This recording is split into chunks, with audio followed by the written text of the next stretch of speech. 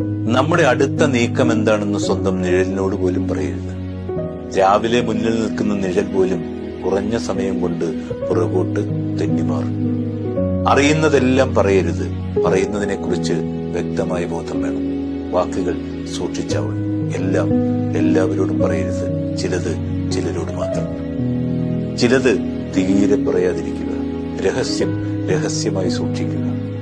നമ്മളൊരു രഹസ്യം സൂക്ഷിക്കുന്നുണ്ടെന്ന് മറ്റൊരാൾ അറിയാത്ത വിധത്തിൽ, അല്ലെങ്കിൽ അവരുമായി രഹസ്യമായ ഒരു അകലം രൂപപ്പെടും. രഹസ്യം കൈവശം വെച്ചാൽ അത് നമ്മളെ സംരക്ഷിക്കും. പുറത്തുവിട്ടാൽ അത് നമ്മളെ പരീക്ഷിക്കും.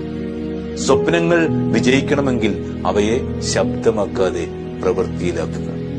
ജീവിതത്തിലെ വലിയ വിജയങ്ങൾ പലപ്പോഴും രഹസ്യമായി വളർന്നു വരുന്നതാണ്.